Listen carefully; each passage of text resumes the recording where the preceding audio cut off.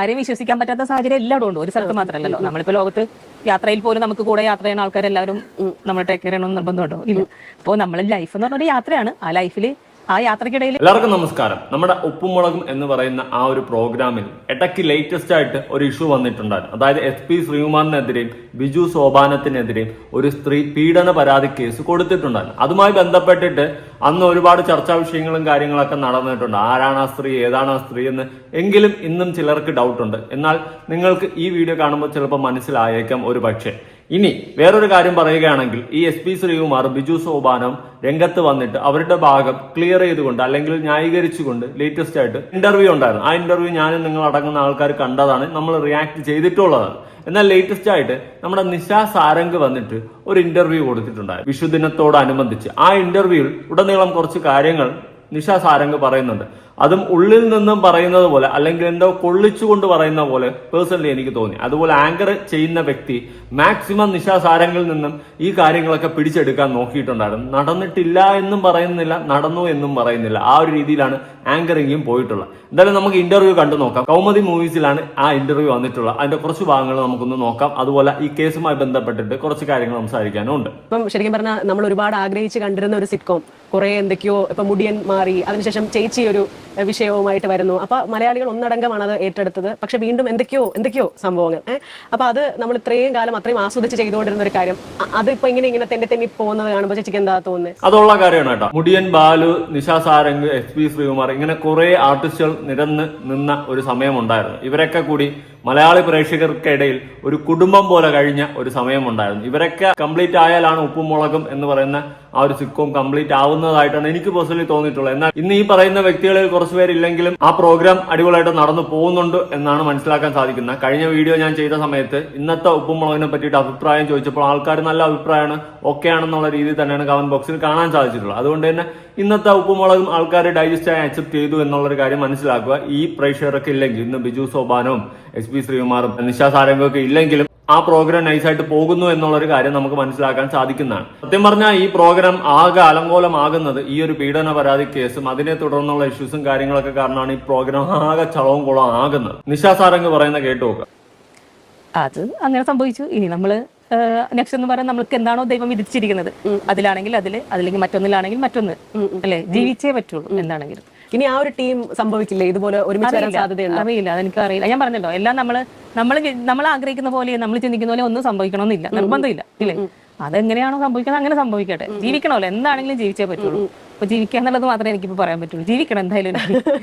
അതിപ്പോ എല്ലാവരും ഇവിടെ ജീവിക്കാൻ തന്നെയാണ് ജീവിക്കുന്നത്. ജീവിക്കാൻ വേണ്ടി മരിക്കാൻ വരെ തയ്യാറാണെന്ന് പറയുന്ന ഒരു ഡയലോഗ് പണ്ടത്തെ മോഹൻലാലിന്റെ ഒരു മൂവിയിലുണ്ട്. അത് കേട്ടതുപോലത്തെ ഒരു ഫീലാണ് എനിക്ക് ഇവിടെയും തോന്നിയിട്ടുള്ളത്. ഇനി ഉപ്പുമുളകും എന്ന് പറയുന്ന ആ ഒരു പ്രോഗ്രാമിൽ പഴയതുപോലെ ബിജു സോപാനം, നിഷാ സാരംഗ്, SP ശ്രീകുമാർ, മുട്ടിയൻ, ഈ ഒരു ടീം അതെന്തായാലും വരാൻ പോകുന്നില്ല എന്നുള്ള കാര്യം വാസ്തവം തന്നെയാണ്. അതിൽ വേറെ മാറ്റമൊന്നുമില്ല.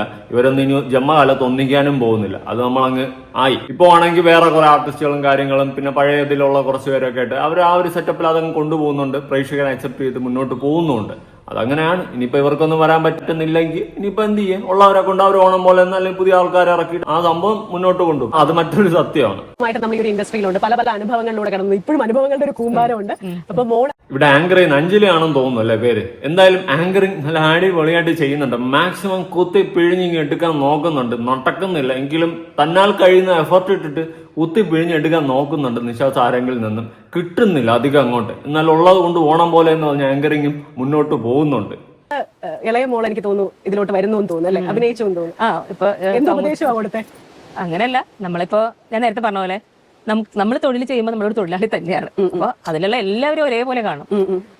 ആരെയും കാറ്റഗറി അനുസരിച്ച് കാണാതെ ഡയറക്ടർ ആണെങ്കിലും പ്രൊഡ്യൂസർ ആണെങ്കിലും ആർട്ടിസ്റ്റ് ആണെങ്കിലും ടെക്നീഷ്യൻസ് ആണെങ്കിലും എല്ലാവരും ഒരേപോലെ കണ്ട് സ്നേഹിക്കാൻ പഠിക്കുക, എളിമയോടെ നിൽക്കുക, അത്രേ ഉള്ളൂ. എന്തോ കുത്തി പറഞ്ഞ പോലത്തെ ഒരു ഫീല് എനിക്ക് പേഴ്സണലി തോന്നിയിട്ടുണ്ടായിരുന്നു. എന്തൊക്കെയോ അനുഭവങ്ങൾ അവിടെ നിന്നുണ്ടായി. അതുകൊണ്ടാണ് ഇങ്ങനത്തെ ഒരു ഡയലോഗ് അടിച്ചു നിർത്തുന്നതെന്നുള്ള കാര്യം വ്യക്തമാണ്. അല്ലാണ്ട് ഒരിക്കലും നിഷാ സാരംഗ് ഒന്ന് ഇങ്ങനത്തെ ഒരു ഡയലോഗ് അടിക്കുമെന്ന് എനിക്ക് തോന്നുന്നില്ല. അവിടെ നിന്ന് ഉണ്ടായിട്ടുള്ള ഇഷ്യൂസും കാര്യങ്ങളൊക്കെ തന്നെയാണ്. എന്തൊക്കെയോ നല്ല പ്രശ്നങ്ങൾ ഉണ്ടായിട്ടുണ്ട്, അവിടെ നിന്ന് പിരിഞ്ഞു പോയിട്ടുണ്ട്, എന്തൊക്കെയോ നടക്കാൻ പാടില്ലാത്തൊക്കെ അവിടെ നടന്നിട്ടുണ്ട്, പരസ്പരം തല്ലി പിരിഞ്ഞിട്ടുണ്ട്. അതുമായി ബന്ധപ്പെട്ട് തന്നെ അത്യാവശ്യം ഒന്ന് കുത്തിയാണ് സംസാരിക്കുന്നത് ഇന്റർവ്യൂവിന്റെ ഉടനീളവും. ആരെയും വിശ്വസിക്കാൻ പറ്റാത്തൊരു സാഹചര്യം ഉണ്ടോ ഇതിനകത്ത്? അത് നമ്മളിപ്പോ എല്ലാവരും എന്തൊക്കെയോ വിഴുങ്ങുന്നു. ചേച്ചി എന്തൊക്കെ വിഴുങ്ങുന്നു, ആങ്കറിങ് എന്തൊക്കെ തോണ്ടിയെടുക്കാൻ നോക്കുന്നു, നടക്കുന്നില്ല. ആരെങ്കിലുമൊക്കെ വിശ്വസിക്കാൻ പറ്റാത്ത ആൾക്കാരെ ഉണ്ടോ ഇവിടെ? ആരുടെയെങ്കിലും പേര് പറഞ്ഞാൽ തീർന്നില്ലേ, അവിടെ തീർന്നില്ല, എല്ലാം തൂക്കിയില്ലേ നാട്ടുകാർ. അതുകൊണ്ട് നല്ല പോലത്തെ ചോദ്യങ്ങൾ അങ്ങോട്ട് ഇട്ടു കൊടുക്കുന്നുണ്ട്, എന്നാൽ ഇങ്ങോട്ട് അങ്ങനെ കിട്ടുന്നുമില്ല. എല്ലാം ചവിട്ടി ചവിട്ടി ചിന്തിച്ച് ഒന്ന് ആലോചിച്ച് ചവിട്ടി ഇരുന്ന് തന്നെയാണ് നിഷാ സാരംഗ് ഇവിടെ മൊഴികൾ മൊഴിയുന്നത്. എന്തെല്ലാം കൊള്ളാം, അടിപൊളി ചെറുകെട്ട് പരിപാടിയാണ്. ആങ്കറിങ് എനിക്ക് ഇഷ്ടപ്പെട്ടേട്ടാ. ഇവര് മറ്റേ എഫ്എമ്മിന്റെ എന്തോ പരിപാടിയൊക്കെ ഉണ്ട്, അറിഞ്ഞൂടാത്ത ആൾക്കാരെയൊക്കെ വിളിച്ചിട്ട് അണ്ണ ചാറ എന്താ ഇങ്ങനത്തെ ഒക്കെ പരിപാടിയൊക്കെ ചെയ്യുന്നവരാണ്. കൊള്ളാം. അതിലും ഇതുപോലെ ചോർത്ത് എടുക്കുന്ന ഒരു പരിപാടി കാണിക്കാറുണ്ട്. അതേ സാധനം തന്നെ ഇന്റർവ്യൂവിലും വന്നിരുന്ന് അവർ വീണ്ടും പൊളിയാണ്ട് ചെയ്യുന്നുണ്ട്. എങ്ങനെയെങ്കിലും എന്തെങ്കിലുമൊക്കെ പിടിച്ച് എവിടെ നിന്നൊക്കെ എടുക്കാൻ നോക്കുന്നുണ്ട്, നടക്കുന്നില്ല. ആരെയും വിശ്വസിക്കാൻ പറ്റാത്ത സാഹചര്യം എല്ലായിടും ഉണ്ട്, ഒരു സ്ഥലത്ത് മാത്രമല്ലല്ലോ. നമ്മളിപ്പോ ലോകത്ത് യാത്രയിൽ പോലും നമുക്ക് കൂടെ യാത്ര ചെയ്യുന്ന ആൾക്കാരെല്ലാവരും നമ്മൾ ടേക്ക് കെയർ ചെയ്യണമെന്ന് നിർബന്ധമുണ്ടോ? ഇല്ല. അപ്പോൾ നമ്മൾ ലൈഫ് എന്ന് പറഞ്ഞൊരു യാത്രയാണ്. ആ ലൈഫിൽ ആ യാത്രക്കിടയിൽ പല തരത്തിലുള്ള ആൾക്കാരുണ്ടാവും. നമ്മൾ എത്ര കെയർഫുൾ ആയിട്ട് ഇരുന്നാൽ പോലും ചിലപ്പോൾ ചതിയിൽ വീഴാം. നമ്മൾ വിശ്വസിക്കും, വിശ്വാസം എന്നുള്ളൊരു സംഭവം ഉണ്ടല്ലോ. ആ വിശ്വാസത്തിൽ ചിലപ്പോൾ ചതിയിൽ വീഴാം. അത് നമ്മളെ തെറ്റാണ്, അല്ലേ? അതെ അതെ, നമ്മൾ വിശ്വസിച്ച് ഒരാളുടെ ചതിയിൽ നമ്മൾ വീണ് കഴിഞ്ഞാൽ നമ്മൾ ചതിയിൽപ്പെട്ട ആൾക്കാരായി, അവർ ചതിക്കുന്ന ആൾക്കാരായി. ശരിയാണ്, വളരെ കറക്റ്റ് ആണ്. എന്തായാലും നല്ല ഒന്നാം തരം കുത്തു വർത്താനങ്ങൾ തന്നെയാണ്. നല്ല മോശം അനുഭവം ഉണ്ടായിട്ടുള്ളത് പോലെയാണ്. ആരൊക്കെ വിശ്വാസവഞ്ചന കാണിച്ചിട്ടുള്ള പോലെ തന്നെയാണ്. ഞാൻ പറയാതെ തന്നെ നിങ്ങൾക്ക് കാര്യങ്ങൾ പിടികിട്ടുന്നു എന്ന് എനിക്ക് തോന്നുന്നുണ്ട്. ഇനി മനസ്സിലായില്ലെങ്കിൽ ഉറപ്പായിട്ട് താഴെ കമന്റ് ചെയ്യുക, നമുക്ക് നോക്കാം. അത്യാവശ്യം ആൾക്കാർക്ക് കാര്യങ്ങളൊക്കെ വളഞ്ഞ ബുദ്ധിയിലാണെങ്കിലും പിടികിട്ടുന്നുണ്ട്. ഈ ഇന്റർവ്യൂവിൽ ഉടനീളം നല്ല ക്യാച്ചിങ് ചോദ്യങ്ങൾ ചോദിക്കുന്നുണ്ടെങ്കിലും അവിടെ ഇവിടെ കുത്തി താങ്ങി തന്നെയാണ് നിഷാ സാരംഗ് മൊഴിയുന്നത്. ഇനി അത് നോക്കേണ്ടത് നമ്മളുടെ ഉത്തരവാദിത്വമാണ്.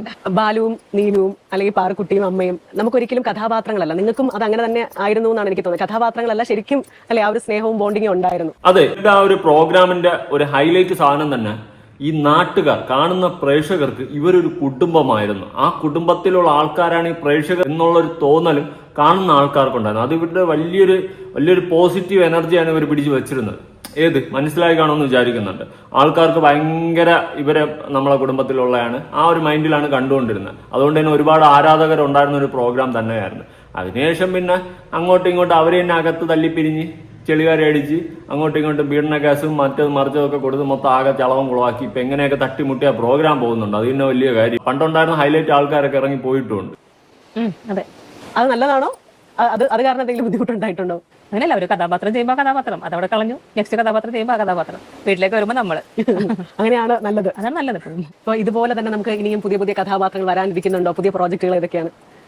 കുറച്ചൊക്കെ ഇങ്ങനെ വന്നിട്ടുണ്ട്. അതിന് ഡേറ്റ് ഒന്നും കിട്ടിയിട്ടില്ല, പറഞ്ഞൊക്കെ നിൽക്കണം. അടുത്ത മാസമായിട്ടൊക്കെ സ്റ്റാർട്ട് ചെയ്യും. അതായത് ഇത്രയും പ്രശ്നങ്ങളും അല്ലെങ്കിൽ ഇങ്ങനത്തെ കുറെ ഇഷ്യൂസും ഇങ്ങനെ വന്നപ്പോഴത്തേനും ഫാമിലിയുടെ ഒരു സപ്പോർട്ട് എങ്ങനെയായിരുന്നു? ഫാമിലി എനിക്ക് എന്ത് സപ്പോർട്ട് വേണം? വീട്ടിൽ എന്റെ ഞാനല്ലേ സപ്പോർട്ട് ചെയ്യുന്നത്.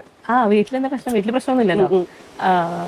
നമ്മളിപ്പോ എന്ത് കാര്യം ഉദ്ദേശിച്ചത് മനസ്സിലായില്ല. അങ്ങനെയല്ല, ഇപ്പൊ നമുക്ക് സ്ഥിരം നമുക്ക് ഇതുപോലെ വർക്ക് ഷെഡ്യൂളിൽ ഈ ഇന്റർവ്യൂവിന്റെ ഉടനീളം എനിക്ക് ഹൈലൈറ്റ് ആയിട്ട് തോന്നിയ സാധനം ഇവർ ചോദിക്കുന്ന ചോദ്യങ്ങളാണ്. ഇവിടെ നിന്ന് ഇട്ട് ക്യാച്ച് ചെയ്യാൻ നോക്കിയിട്ടുണ്ട്, കിട്ടിയില്ല, ഒന്നും കിട്ടിയില്ല. നിഷാ സാരംഗ് വിട്ടുകൊടുത്തില്ല. ഞാൻ പറയൂലട്ടി, നിനക്ക് എന്തെങ്കിലും ചെയ്യണ്ടെങ്കിൽ ചെയ്യടി എന്നുള്ളൊരു മൈൻഡ് സെറ്റിലായിരുന്നു നിഷാ സാരംഗ്. കൊള്ളാം, അങ്ങോട്ടും ഇങ്ങോട്ടും അടിപൊളിയായിട്ട് ഇന്റർവ്യൂ എടുത്ത് തീർത്തിട്ടുണ്ടായിരുന്നു. പിന്നെ ഞാൻ പറഞ്ഞില്ലേ, ഇവിടെ പീഡന പരാതി കേസ് കൊടുത്തതും ആരൊക്കെയാണ് പരാതിയിൽ ഉത്തരവാദികളായതെന്നും ഒക്കെ നമുക്കറിയാം, എല്ലാവർക്കും അറിയാം. പച്ച മലയാളം പോലെ അറിയാം ആരാണ് കേസ് കൊടുത്തതെന്നും. പിന്നെ ബിജു സോപാനവും XP ശ്രീകുമാറും വന്ന് അങ്ങനെ ഒരു എക്സ്പ്ലനേഷനും അവരിട്ടിട്ടുണ്ടായിരുന്നു. അതിൽ XP ശ്രീകുമാറിനെ സപ്പോർട്ട് ചെയ്ത് ശ്രീകുമാറിന്റെ വൈഫും വന്നിട്ടുണ്ടായിരുന്നു. പിന്നെ ഇനി സത്യം തെളിയട്ടെ, അത് മാത്രമേ പറയാനുള്ളൂ. സ്പോട്ടിലൊന്നും അവരാരും പ്രതികരിച്ചില്ല. അതിപ്പോഴും ഞാൻ പറയുന്നുണ്ട്, എന്റെ പേഴ്സണൽ ഒപ്പീനിയൻ ആണ്. ഞാനാണെങ്കിൽ അവിടെ നിയമത്തിന്റെ വശം ഒന്നും നോക്കത്തില്ല, സ്പോട്ടിൽ ഒന്ന് പ്രതികരിക്കും. എന്താടാ മത്തങ്ങ ഞാൻ ചെയ്തിട്ടുള്ള നല്ല പൊട്ടിത്തെറിച്ച പ്രതികരണമായിരിക്കും. ഞാൻ തെറ്റ് ചെയ്തിട്ടില്ല. ഓക്കെ, അതാണ് എനിക്ക് പറയാനുള്ളത്. അതുകൊണ്ടാണ് ഞാൻ എന്റെ പേഴ്സണൽ ഒപ്പീനിയൻ പറയുന്നത്. എന്റെ ഒപ്പീനിയൻ പറയാനാണ് ഞാൻ ഈ ചാനൽ തുറന്നു വെച്ചിട്ടുള്ളത്. അതിൽ നിങ്ങൾക്ക് എതിരഭിപ്രായം ഉണ്ടെങ്കിൽ നിങ്ങൾ ഉറപ്പായിട്ട് പറയാനാണ് നിങ്ങൾക്ക് കമന്റ് ബോക്സ് വെച്ചിട്ടുള്ളത്. ഉറപ്പായിട്ട് പറയാം, പക്ഷെ മാന്യമായ രീതിയിൽ പറയുക, തെറി വിളിക്കാതിരിക്കാൻ ശ്രമിക്കുക. വിളിച്ചു കഴിഞ്ഞാൽ എനിക്ക് ചില സമയത്ത് കുരുപൊട്ടി ഇരുന്ന് ഞാനും വിളിക്കും. പിന്നെ അങ്ങോട്ടും ഇങ്ങോട്ടും എന്തിനു വെറുതെ തെറിവിളി ആവണത്? അതുകൊണ്ട് വലിയ താല്പര്യമില്ല. മാന്യമായിട്ടുള്ള രീതിയിൽ ചോദ്യങ്ങൾ ചോദിച്ചു കഴിഞ്ഞാൽ അത് ഞാനും കാണും. നിങ്ങളുടെ അഭിപ്രായ സ്വാതന്ത്ര്യത്തിൽ അഭിപ്രായം പറഞ്ഞതായി എനിക്ക് അതിന് പറ്റിയാൽ മറുപടിയും തരും. അങ്ങനത്തെ കേസിൽ നമുക്ക് ആ ഒരു ലെവലിൽ പോവാം. അല്ലാണ്ട് ഇവിടെ വന്നിടം തെറി വിളിച്ചിട്ട് കാര്യമൊന്നുമില്ല. എനിക്ക് തോന്നുന്നത് ഞാൻ പറയും. എന്റെ വിശ്വാസത്തിലുള്ള എന്റെ ശരികൾ ഞാൻ തുറന്ന് പറയും. എന്തായാലും ഈ ഒരു വിഷയവുമായി ബന്ധപ്പെട്ട് നിങ്ങളുടെ അഭിപ്രായങ്ങളും കാര്യങ്ങളും ഉറപ്പായിട്ട് താഴെ കമന്റ് ചെയ്യുക. അതുപോലെ തന്നെ കേസ് കൊടുത്തതാരെന്നും പ്രതികളാരെന്നും നമുക്കറിയാം. അവർ തെറ്റ് ചെയ്തിട്ടുണ്ടോ ഇല്ലേ എന്ന് കോടതി തന്നെ തെളിയിക്കണം. ഇനി ഇവർ കൊടുത്തത് കള്ളപ്പരാതിയാണോ എന്നും തെളിയിക്കണം. ആര് കൊടുത്തത്? പീഡന പരാതി കൊടുത്ത യുവതി അത് ആരാണെന്ന് നിങ്ങൾക്കൊക്കെ അറിയാമായിരിക്കുമെന്ന് വിചാരിക്കുന്നു. അറിയാത്തവർ ഉണ്ടെങ്കിൽ ഉറപ്പായിട്ട് താഴെ കമന്റ് ചെയ്യുക. പുതിയ വീഡിയോ ഇടണം. ബൈ.